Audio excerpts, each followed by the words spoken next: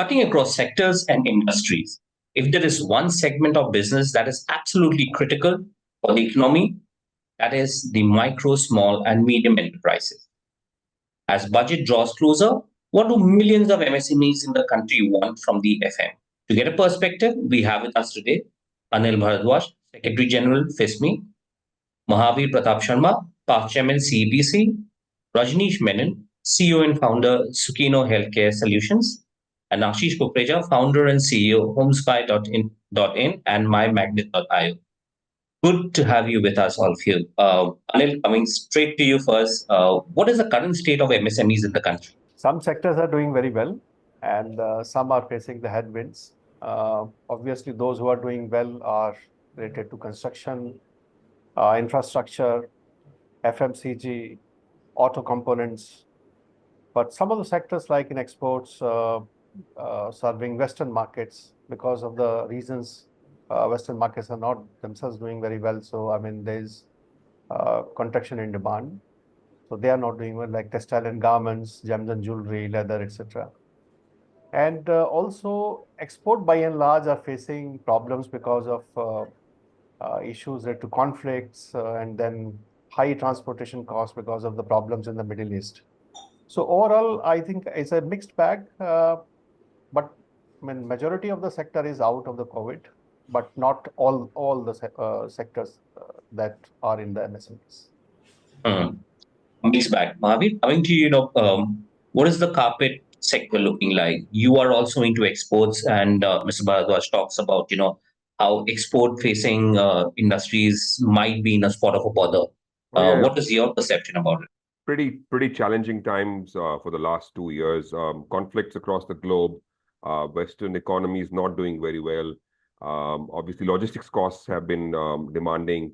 Plus, in dollar terms, we've been, if you ask me, we've been reducing in terms of dollar terms. Rupee terms, we might go up by a small single-digit margin, but I think double-digit downfall when it comes to dollar value. So I think very, very challenging times, especially for high labor-intensive sectors, because the labor migration locally is also, people going to be a gig worker, going to urban parts and leaving the rural jobs for someone else, or not having enough people or manpower.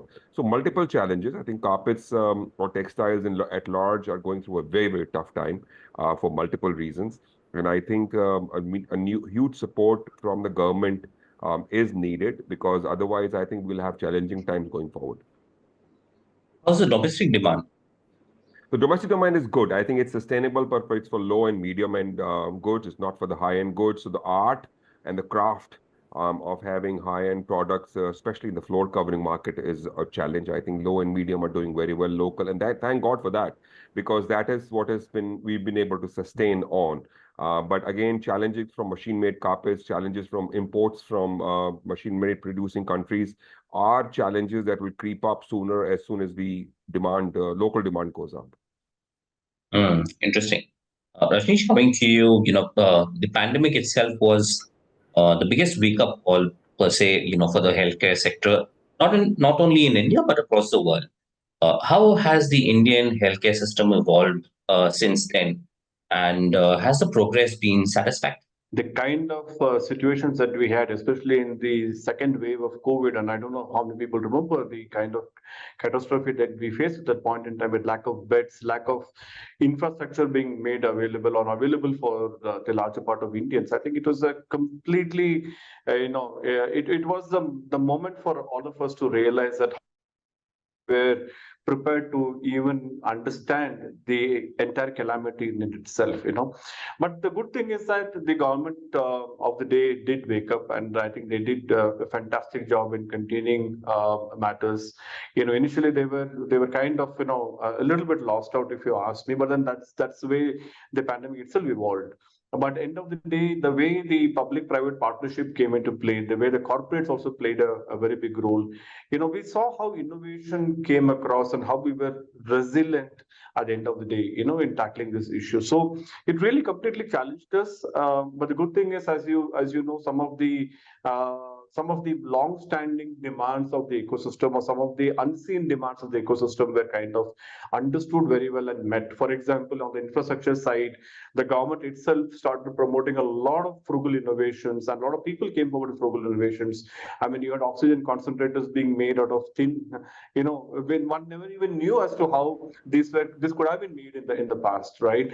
I mean, and medical cords, so many things came into play. And then if you look into the vaccine development, that is the biggest thing that I think India was known for. I mean, we were known as the Sanjeevani, at that point in time. I think the Brazilian president called us out for saying that we are Hanuman and transporting the vaccinations from across the place. So the idea and how the two Indian pharmaceutical companies came forward to innovate and build vaccines at such a large scale, not only meeting the double demands of Indians, which is the injection 1 and injection 2, but also for the world. Those all things made it very clear that we were readying ourselves, and we have managed it very, very well. And of course, on the technology side, the telehealth, it was given an extremely high importance. People realized it, people started adopting it, and that was another fantastic innovation that happened, that people were, I think the government's really played a very good role. So in a nutshell, very challenging at the beginning, but I think as Indians, we always leap forward, all the poor things that we don't have, and we come out on tops. And this is one of those areas where we really shown very bright at the end of the day. But the challenges continues to remain. Even today, the good thing is that our eyes are open for such a pandemic situations that may arise in future. And I think as a government and as a public side, we are all kind of gearing up mentally should something happen like that. Interesting. Ashish, coming to you, you are in the real estate space. So, how's the commercial and the residential sector looking like? I pick the thread from where your last question was. COVID was one big trigger. Obviously, the sector was looking for this much awaited trigger for a long time, and post that, I would say that number speaks for itself. But we are still probably in the middle of cycle and not towards end of it. It's a multi-year cycle, and there will be some consolidations in between, which is happening at this point of time in affordable segment, for example. But I think with the government schemes and low cost of capital and clean balance sheets, a lot of factors have come together, and the sector is doing really, really well, and we are like hitting our all-time high numbers month on month, both on residential and commercial side. Yes. Hmm. Anil, after all the exuberant messages, the challenges for the MSMEs in the country at the moment. One area that I can think of is, there's a push to become environmentally sustainable and also to embrace technology. What support can the government provide? For MSMEs, we continue to have historical challenges, keeping in view that almost 99% of MSMEs are micro enterprises, essentially 99% of them. And in the 1% category, we have small and almost minuscule number of medium enterprises. So in this universe of 6.4 crore enterprises that we talk about, the medium enterprises are not more than 15 to 20,000 in the manufacturing sector. And it is actually this segment only that has the scale that can withstand global competition. So our MSMEs are very, very vulnerable to global competition. And it is for this reason that almost 70% of the MSMEs are now in the services sector and not in the manufacturing. The manufacturing segment is shrinking day by day because they just can't withstand global competition. So technology and the scale, because of the regulatory excesses, because of inability to raise adequate finance to upgrade technology, etc., all the issues have been remaining. And now we have 3 C's more coming, exacerbating the whole challenges that they face. One is, of course, related to climate. Then the COVID-related problems that continue in the form of disruptions in supply chains. And we also have, what should I say, conflicts. So conflicts, COVID, and climate change. Particularly those in exports and steel sector, aluminum sector, paper, and some of the other sectors that they are going to face new challenges in the European Union is in the form of CBAM. So CBAM carbon tax is coming from 2026. But it is not going to stop just with the European Union. As a matter of fact, the moment European Union starts, and if God forbid we have Trump in USA, then we'll have a whole lot of new environmental barriers in the US market, then in Japan, and then you see the whole global market is going to be fragmented because of this non-tariff barriers emanating primarily from the space of climate-related issues or environmental-related issues. The challenge in India actually is threefold. First of all, we have not been very active in negotiating internationally on the environmental, let's say, agreements. So usually once the agreement is signed, then we start following. Secondly, we do not have the testing labs, certificates of which are recognized by international community. So we, in the technical terms, we don't have the mutual recognition agreements between the testing labs in India and the testing labs in, for example, US or European Union. We have to work, and a lot of investment, public investment would be required. Government is seized to the situation. I'm not saying that, we are sort of going into dark, but I mean, so much needs to be done in order to prepare the MSMEs, Indian industry, as a matter of fact, to come to a level where they can meet global standards on environment and climate-related issues. And we have lesser and lesser carbon intensity in our manufacturing. These are new challenges, and they are not going to come just for the exports. They are going to come in the domestic market also. That increasingly, particularly the larger segment of MSMEs, the medium enterprises and the larger of small enterprises are part of the global supply chain within India also. So I think these are the new set of challenges, and the old one remain. So it's going to be a little more tough. Right. Mahavir, coming to you, the old ones remain, Mr. Bhardwaj says. The new ones are going to impact you also. Again, for your sector specific, climate and environmental challenges will be huge. Also, what are the kind of other challenges that you guys face, and what can the government probably do? For us, luckily, climate and environment challenges are not that much a challenge because carpets and floor coverings using natural materials are biodegradable. And machine mades that we have competitions from Turkey, Indonesia, Malaysia, other countries, they're all using synthetic material, which is not biodegradable. So if you ask me honestly, when carbon credits kick in, when environmental challenges come in, Indian wool, cotton, jute, hemp, all these natural fibers are far better for the environment, and I think we're geared up for that. But the challenge lies in the Gen Z across the world, and they are not looking at they're looking at colors. They're wanting to change materials very suddenly. They're very short sighted in terms of what to buy, what not to buy. They want to change their color, look, feel, designs, apartments, cities. So it's a very challenging situation for us from that point of view.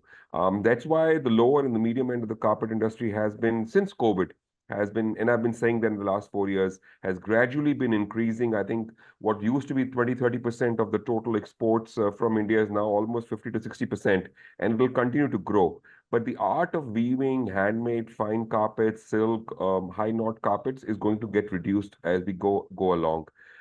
We've always challenged or overcome challenges on dyeing and recycling of water, etc., etc. We are absolutely compliant on all those standards. So we're not worried about that. But challenges from fast changing designs and colors and fast production cycle machine-made carpets from different countries is definitely a challenge. And that is both for exports market and local market. And I think that is where we have to be gearing up. So I personally feel that those challenges can be overcome, but it needs some support from the government sector, some support from the world at large in terms of conflicts and COVIDs and economies of the world. But it is a long drawn out process. It's going to be a very slow and uphill task for us. Right. Especially when it comes to carpet per se, how are things looking as to, the demand for the holiday season, especially when it comes to exports? Now would be around time when you would start looking at your order book and stuff like that. How is demand looking like? it's pretty stagnant. It is not exciting. I mean, I wish the housing sector across the world was as exuberant as it is in India, as Ashish mentioned. I think the challenges continue. I think the employment generation in the US, which is the largest importer of anything in the world, are challenges. The housing is stagnant there. People are struggling for jobs, and employment is pretty high. Unemployment is pretty high. So I think it is not looking very good. It is very stagnant right now. New countries are not being developed in terms of marketing and sales. So I think we were looking at some support at the labor, grassroots, rural, weaving level from the government. And I think that kind of an impetus is what is needed at our end. Right.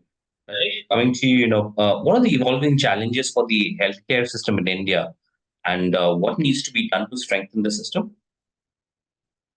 Well, the oldest problem still continues to plague, if you ask me, which is the access to good quality healthcare.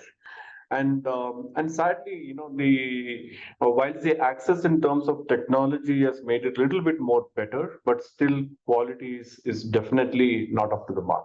And this is not only in the rural healthcare, this is also in the space in the urban areas as well, right? I mean, you have a few specialist doctors, you have few specialist hospitals, but the mass of the population is still left out of the healthcare ecosystem, if you ask me. And that's very sad, after 75 years that we are facing this. And I run as you know, I run a business in the out of hospital space, especially to take care of elderly people. And there the challenges are even more, especially with lack of insurance penetrations. Even insurance, as you know, people, those who have, it's very limited. The coverage is very limited. The sum assured is very limited, and it's extremely restrictive in its nature. Now, thanks to the startups that are coming up in the insurance space, you have people coming up with more and more attractive products and more practical products, if I may say so. That's a good thing that we are seeing. But then the access remains definitely one of the biggest problems. Second is chronic diseases. I mean, we are capital of everything, right? Diabetes, cardiac, unfortunately now oncology, we're kind of leading. So multiple areas where we are unfortunately sitting on the throne for no reason whatsoever. And again, we kind of ape the West to a large extent, right? But unfortunately, we are aping for the wrong reasons, right? Of sedentary lifestyles, the fast foods that people eat, the long hours of either working or being awake. Let me put it that way, not to get into that debate, but getting into this, all this puts a lot of pressure on the individual itself. So chronic diseases are not going away, and the management of that is getting tougher and tougher every now and then. Now, it's not that it's all bad. Like compared to a developed countries, we are definitely doing a better job. If you see, our medical ecosystem can take care of multiple situations. Unlike in the West, you don't have to wait in the queue and all that. But here, you can walk in, you can do an OPD, you can get your surgeries done at a much lower cost. We have the best of best surgeons in the country. All this is fantastic. But then making it accessible for all continues to be one of the biggest challenges. And now we are seeing a new phenomena, and of course it's an old phenomena, but now called out even more nicely, and should be called out as which is a mental health space. I mean, a lot of people, when I say people, I'm talking about people from every age. Young age would be competition from the peers, whether it is in the school, whether it's in the colleges, whether it is in the job space. Then you come to family, single families these days rule the roost because of the high cost of living everywhere. People are not able to kind of have a joint family as it is earlier. Elders are now alone because children are gone out. So that is adding other tension to the entire ecosystem space. So all this area, is creating a lot of issues in the mental health space as well. And thankfully, the government has made it a very good step of at least extending insurance for people in the mental health space. That is one. And lastly, on the technology front, if you ask me, good technology products are coming out, making it much more easier, but it's still not all pervasive, right? The moment you bring in an unified health interface like you have in I think we are going to face this kind of challenges for a fairly long time. Data management, privacy, all this is still plaguing, if you ask me. So Four, five things as I called out, access being the topmost, insurance being the second one, obesity, chronic illness, the third one, fourth one being the mental health of people, and the fifth one is data protection, privacy, and technological innovations. These are the problems, and these are also the opportunities, if you ask me. Ashish, despite the sector doing well, according to you, which segment within real estate needs government look, maybe in terms of a policy intervention, and why do you think so? While the sector has taken a leap, surprisingly, the affordable segment has not done well. And this has, I think, the high interest rates is one big reason, and the affordability has definitely got impacted. And if you see any shortfall of housing, you will only see this segment. This is where we need houses. So the whole premium economy as such is like like we seeing cars, the premium cars working well and selling the most. Similarly, in housing also we are seeing premium housing doing really well. It has like grown 75%, which is mind blowing number. While we have seen a decline in our affordable segment. So I think if I have to cut the long story short, the government needs to focus on affordable housing back again. I believe if I US interest rates start to come down, and we definitely see an impact coming here in India, and in the budget, if we have some small triggers, like COVID was a trigger. I on risk of being repetitive, this sector just need few triggers out there, and I think that's much required, yeah, on the policy front. So I'll come back to you on that, Ashish. But going to you, Mr. Bhardwaj, I was in a webinar 3 weeks ago, and there was this topic about the 45-day payment rule. Within that panel itself, there was a divergent view as if it is good, if it is bad, and what needs to be done. So, why has this 45-day payment rule split the MSME community?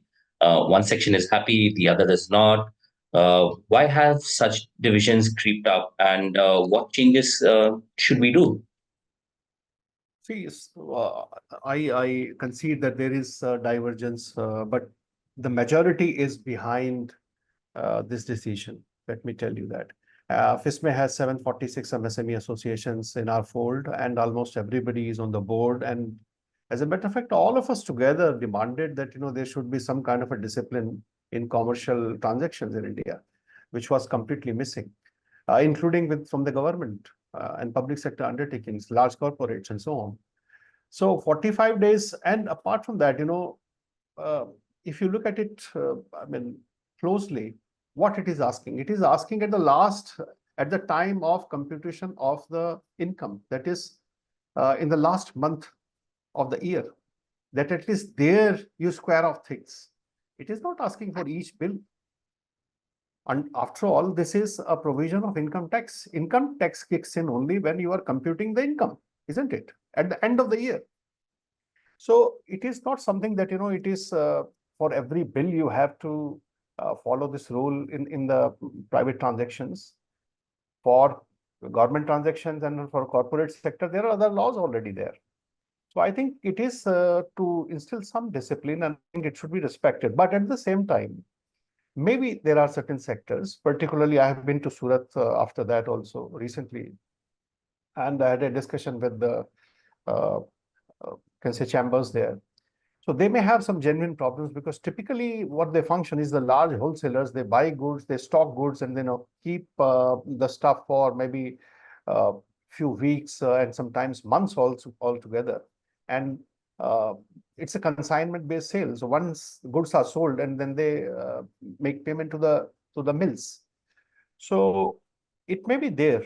But I think with the help of artificial intelligence, with the help of fintech, with the help of all the facilities that we have, we can find ways and means, and also means and ways to finance the consignment sale, and this problem could be resolved. I feel that maybe people are demanding little extension, maybe for 45 days to 90 days or whatever. But this is time that commercial discipline is there in the commercial transactions in India. So as an organization, we are behind it. But at the same time, we are empathetic to the concerns of certain sectors, and we feel that a solution could be found within the realms of technology also. So there is no need for the rules to change. But after all, I mean, we have seen that agriculture laws were for the benefit of the farmers, and they would have definitely changed the face of India. But because of the pressure and demand of certain segments, maybe just for one or two states, they could not be implemented. So, I mean, I'm not sure that how much pressure the finance minister is going to take on this. But in the interest of larger sections of MSMEs, I think it should stay. This is what my Right. Mahavir, if you have any view on this 45-day payment rule, and what are the kind of opportunities for, the carpet sector in India, and what can be achieved if you have the right government support? Oh boy, I didn't want to start on this 45-day rule. I think carpet has a manufacturing cycle of 6 months. We buy raw material, we dye, the handmade carpet takes 4 months to make, 2 months of finishing, and then we send on DA for 90 days. We have a 9-month cycle. Now, if you expect us to pay in 5 days, it's a challenge. We have a cash flow issue. Interest rates India has the highest interest rates across the world. We're competing with low interest rates across, so the challenge this is a death knell when it comes to the carpet industry. And what 90 days, what Anil was referring to, is the least that we need to do. I mean, obviously, we are Indians. We circumvent whatever the laws are. We don't buy in the last 2 months of the year. We'll buy, December. We'll return the merchandise back in March, take it back in April. We can do all these things, but why should we do this? I mean, if it's a 90-day rule, which works for most industries, it should be around the year. Why just end of March? Why it is related to income tax? Why make it subjective and make people turn around? So I think the finance ministry, we've given lots of inputs to the finance ministry, and she's advised, the honorable minister has said that since it's been passed in the Lok Sabha, we'll look at it once the Lok Sabha convenes in the new term. So I'm hopeful that this will change. For good or bad, I don't know. And I'm at the receiving end also. No one is paying me in 45 days. They will make sure that they sign a new contract. This is an old bill. So they have all these ways to do it. If someone has been standing out for 8 months, 9 months, they'll say, this is done, you give it to us in this GST number. So multiple ways are out. So I think this is something that needs to be changed because it's not fully thought through, in my opinion. 45 days is too little a time for MSMEs, at least, especially in the handmade sector. What can the government of India do? Oh, a lot. I think the local market, the fact that we are not part of the PLI scheme, whereas we are, forget revenues, forget turnovers. We're creating employment. For every dollar that is spent in agriculture and textile, the largest employment is generated. Come on, these sectors have to be different from other machine and heavy industries or medium industries or technology-based industries or service industries. You can't club us with everything in. So for us, we have to have a different PLI scheme. We are creating jobs. We are creating rural jobs. We are creating jobs which are sitting at home in rural India while this is an additional income. So you have to give us some benefit alongside the agriculture sector, because these are empowering our economy ground up. They are not putting a burden on the urban infrastructure that we are not ready with. So it's very important that the government has something in store for us, some side of a policy which is different from other machine or tech or service-based industries, because these are sectors that need support. Locally, nationally, globally, we have a huge market. And I think we can't access the market if we don't have production. So a support at the ground up level is very much needed. And I think if we can help, the government can help us bring those initiatives, we should be able to reach or scale better heights. Right. Rajnish, similar question here. What are the kind of opportunities for the healthcare sector in India?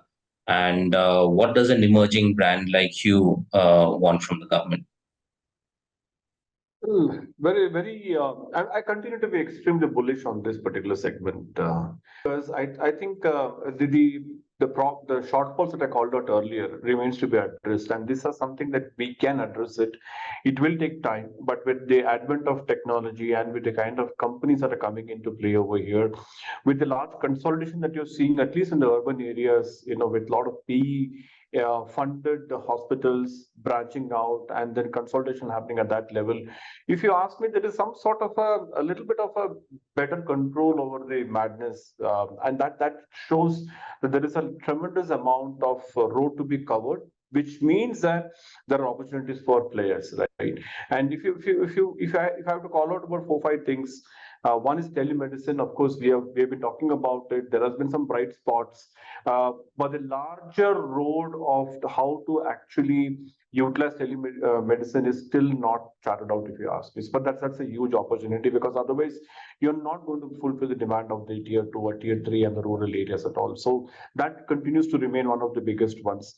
Then you have preventive healthcare, right? Preventive healthcare is something that's completely neglected. I mean, I don't understand why, even at this age with so much of technology available, why people still have to go to understand the base. I mean, from rural, you come all the way to urban just to understand.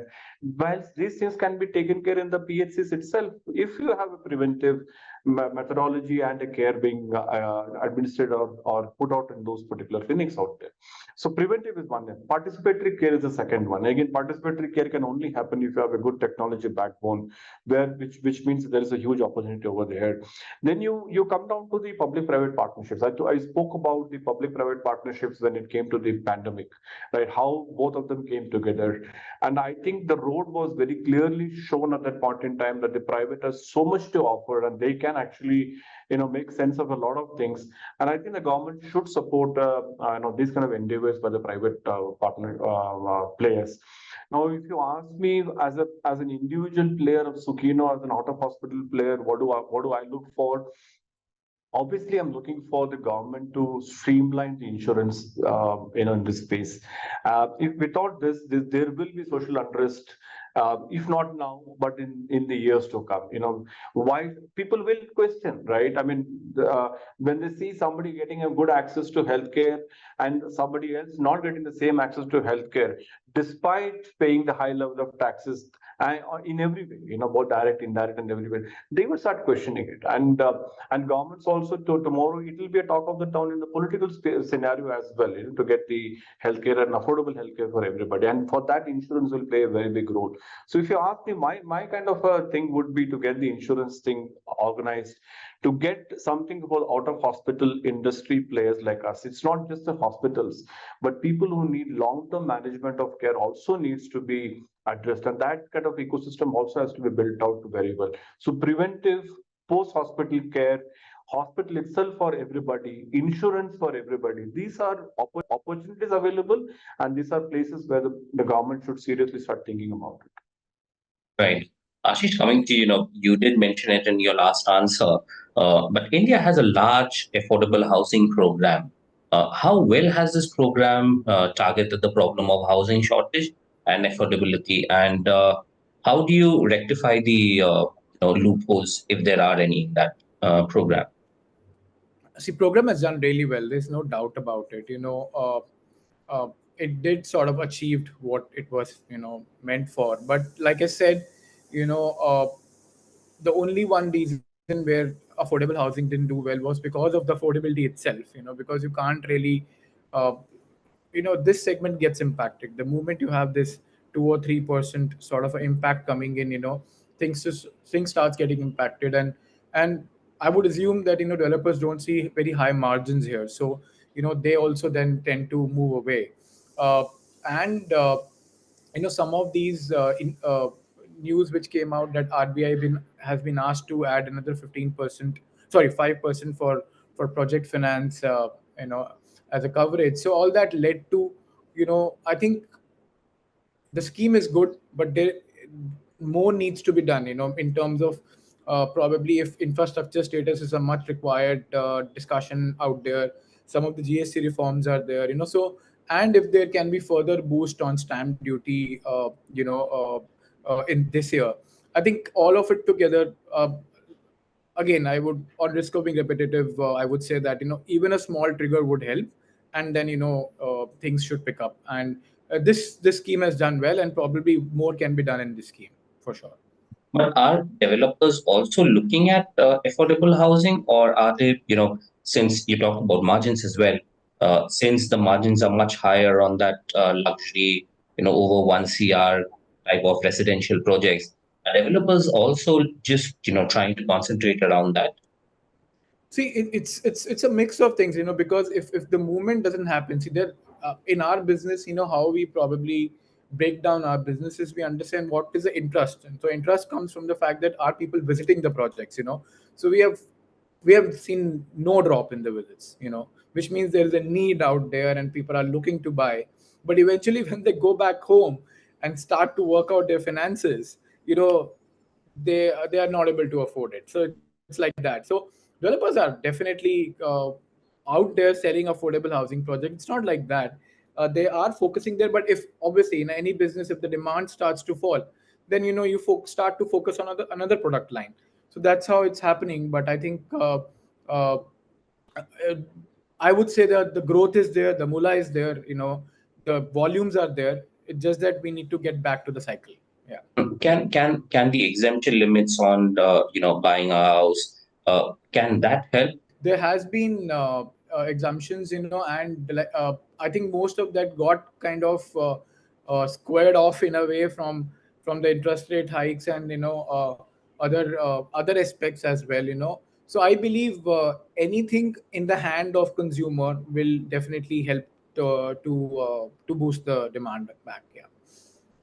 Right. Last questions to everyone, starting with you, Mr. Bhardwaj, and it will remain the same. What is your wish list from the FM this year? Well, I mean, we had a presentation given before the finance minister during the pre-budget consultations. And day before yesterday, I was also in Mumbai and meeting the RBI top brass, and we made presentation before the two deputy governors what we expect from the government to address some of our concerns. As a matter of fact, there are two things. One is that we wanted to have some initiatives to alleviate some of the pains that MSME sector is facing, particularly in the area of SMA classification. And look at the irony, So we are, I mean, some of the people, not directly, I'm addressing this question to Mr. Sharma, but on one hand, we are saying that payment days could be extended from 45 days to 90 days, right? On the other hand, the SMA classification is such that, if there is a delinquency after 30 days in either paying the interest rate or the loan amount, the principal loan amount, the account is red flag. Just the moment it crosses 60 days, then most of the banking operations are on hold. The moment it crosses 90 days, it is declared NPA and recovery proceedings start. So look at the irony, unless we build some kind of discipline in the system, people are not getting payments in time. And because they are not getting payments in time, they have not been able to pay to the banks in time. So banks work, they live in their own ivory towers. They have very fixed rules, 30 days, 60 days, 90 days, whether you get the payment or not, somebody pays, even the government department pays you or not, they are not bothered. So the moment 60 days are crossed, they are going to come and going to freeze all the banking operations. And large number of MSMEs are facing problems because of this. So what we are asking is again relaxation and flexibility and a pragmatic approach in addressing issues like this. It's completely computer driven, it's Excel sheet based robotized system. So the bank manager who knows that you are operating for 30 years and has fantastic track record cannot do anything, cannot help you. Once it is flagged, it is just beyond his jurisdiction. So it is these state-executive things that need to be changed, particularly in this very difficult times after COVID. A lot of disruptions are there internationally. Supply chains are affected. Payments are not getting in time. So we, you can say, impressed upon both the finance minister and the RBI to work in this direction. Second is with regards to the grievance redressal mechanism.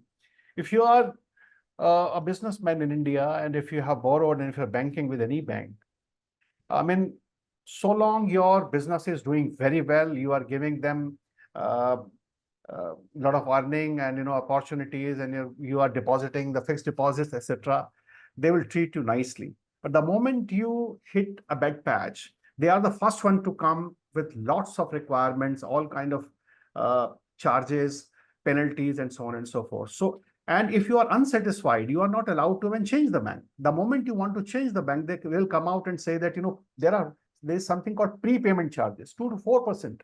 So for a 10 crore rupees loan, so 4% charges you have to pay to the bank.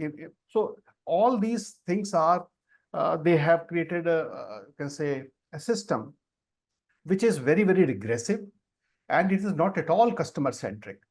So we impressed upon RBI and then finance minister that you need to really put up a credible, transparent, effective grievance redressal mechanism that has escalation. Today, go to any website of a bank and try to search for the senior officer where you can file a complaint. You will never find. You will not find an email. You will never find any senior official that could be approached through the proper system. And there is no escalation metrics that if you have approached a particular officer of your bank manager, and if he is not complying to your request and is not helping you, what can you do? There is absolutely no mechanism whatsoever. This is very peculiar to India. So some of these were problems related to the operations. But we had suggested to finance minister that we need full-fledged national SME bank having own branches in each and every district. I'm not talking about SIDBI, which is an NBFC, not a bank. It does not have a commercial operation, but full-fledged bank.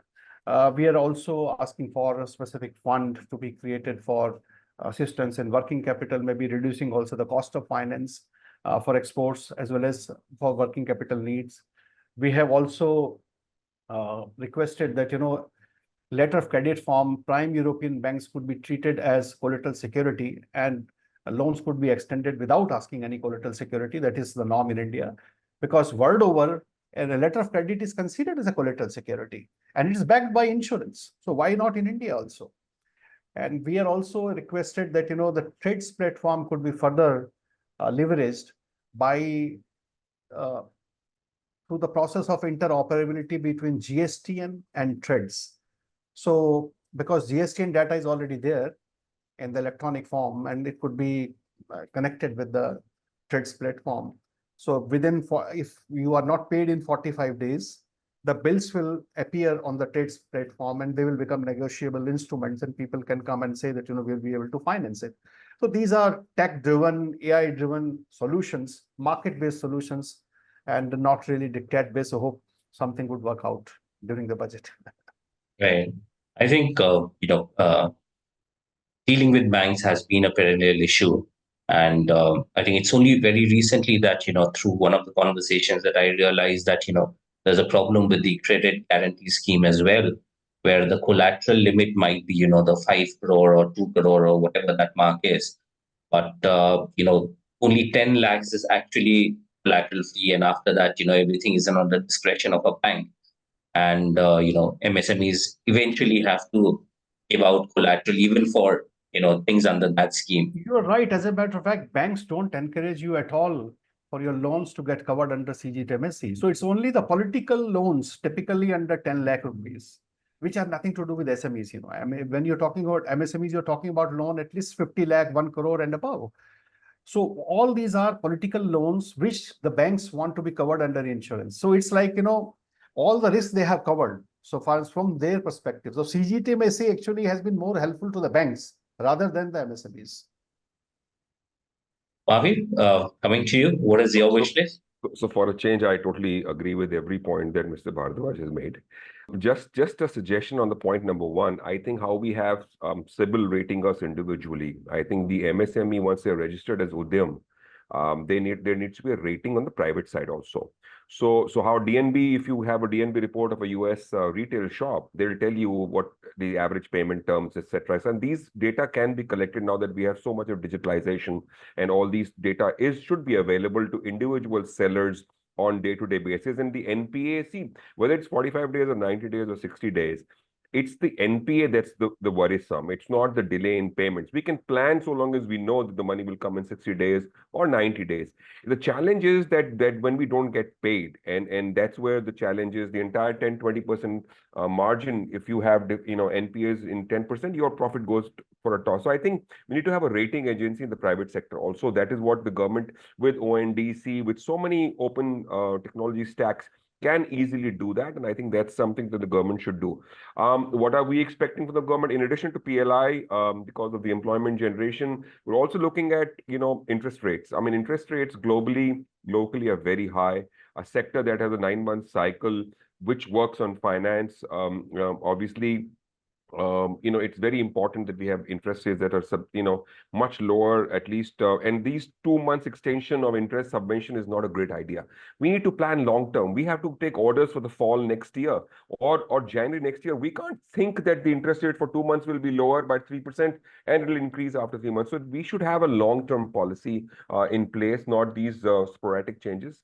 Secondly, I think we're losing skilled manpower in the crafts sector, in sectors that need support. If that can be part of the NREGA campaign, and though the skill ministry exists, but I don't think we've achieved what we need to achieve. So that skill ministry needs to be partnered with the private sector, and skill upgradation or getting women rural workforce, or even urban women workforce in the textiles and the apparel, the carpets, and handicraft sector is very, very critical, because I think ESG goals and all these things in terms of getting employment across different age groups, sectors, and cities is very, very important. So I think we need to somehow get budgetary allocation from NREGA and skill into partnership with the private sector, and get the women workforce involved in the craft-based sector. So I think those are the few things that we are looking at, and we're hoping that the government will look into these issues. Rajnish, coming to you, what is it that you want? Well, let me put it in phases, because I think maybe budget is one of those pit stops where the government can look at addressing some of the issues. Definitely ease of doing business, and I mean it with the sense. When I say that, I say it with a sense of responsibility, because in the healthcare industry, and if you want some sort of a unit. And let me explain this with an example. Like, for example, in a place like Bangalore, you want to put up a healthcare facility. Land availability is obviously next to zero, because at an affordable rate. Now, if you want to build a hospital somewhere in the CBD area, or maybe in that 10-kilometer range, you're going to spend a humongous amount of money over there. Or if you're going to now take an existing building and convert it into a hospital, because people do not want to travel too many kilometers just to meet a loved one when they're admitted to the hospital, right? I'm giving a practical situation. At that point in time, you have so many laws coming in that you don't know where these laws are coming in from. I mean, even a consultant do not know so many laws were existing, and you find notices upon notices coming in, and the chance to actually address them is missing in some of the cases, especially the pollution control areas, right? So I think ease of doing business from that angle has to be really sorted out for healthcare industries like us, because only then we can make quality and affordable healthcare available to all. Otherwise, the rates are just going to shoot up. I mean, if the input cost of setting up a healthcare unit is going to be X, then obviously an entrepreneur will have to cover that cost, and then the rate that is going to charge to the consumer is going to be Y. And especially when there's no insurance, you can imagine what's going to happen. It's a double whammy from the end consumer perspective. So I think ease of doing business is one. Maybe the budget can take some of the aspects into considerations. Yeah, and maybe subsequently the health ministry can look into it. That's one area. Secondly, as I was telling you since multiple times, budget on insurance sector opening up can be done even more better. I think the government shouldn't waste any more time on that front. Making available a little bit more allocations. Currently, the allocations is extremely, very, very, very small compared to our demand and our asks.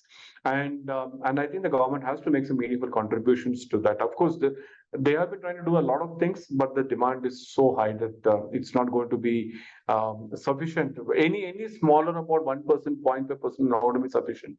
But I know the challenges the government is facing on the monetary front as well. The earlier spokesperson Anil and also Mahavir spoke about working capital requirements. We are nowhere different. Healthcare requirements, healthcare companies also need working capital requirements. We are also in the MSME segment. We need better access to funding. You can't expect us to always dilute and diverse. At the end of the day, what is in it for us, right? We also need to get rewarded, and for getting us rewarded, we need fund accessibility, because we are meeting a very critical need of the society, right? That's another thing that the government has to start thinking about. Then lastly, the public-private partnerships, right? A lot has been done, but I think there remains miles and miles to go from here. And this is where some sort of a policy draft guidelines has to come into play. And I agree with what Mahavir said on the skilled people as well. That is also a big challenges. You don't have doctors, you don't have nurses, you don't have paramedical staff. I mean, people who are good people are all passing out exams and going abroad, and I don't blame them, because the quality of life, the amount of money they're earning there, everything is so different from what they can do over India, right? So if you have to retain talent over here, then you need to incentivize them. You need to incentivize the companies who are employing them. B, you need to keep on creating the skilled workforce over here. And to that extent, some sort of an incentivization for all hospitals to actually start training academies has to come into play. You cannot give that to, restrict itself to a few institutions or a few categories of players who can skill people. And I think universal skilling program is very important in this case. So these are some of the areas, if you ask me, that the government has to really put a thought to it. Maybe budget is one of those exercises where the government can make its intentions very clear and announce a few measures. But healthcare as such cannot be restricted to just one budget. I think it's an all-round year where multi-departments has to come into play and will have to play a very big role if you have to streamline this further. Right. I think ease of doing business and skilling, I think, are those two areas which I think cuts across industries, sector, and we have large set of problems there. Ashish, I will let you have the last word. What is the wish list for budget this year?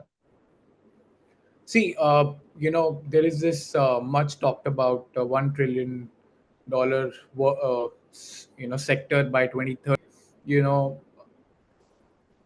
I know it's distant, but I think we are well on way. If things go well, and like I said, some consolidation in between, which we can see. These, So I think if that needs to happen, we need more capital. We need that animal spirit to continue in the sector. So for that, I think infrastructure status, which I mentioned, this sort of a laundry list is there for last so many years now, and I think some bit of GST reform is also required, and at the same time, rental housing is also a one area which is looking to get attention.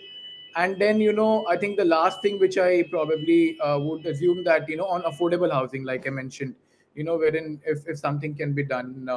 So I think these are some of the priority items. The list is long, but I would stick to these four. Yeah. Great. I think we've covered a lot. All eyes on July 23rd now. Thank you all for joining us. Thank you, Mr. Bhardwaj, Mahavir, Ashish, and Rajnish for joining us. Thank you so much. Thank you. Thank you.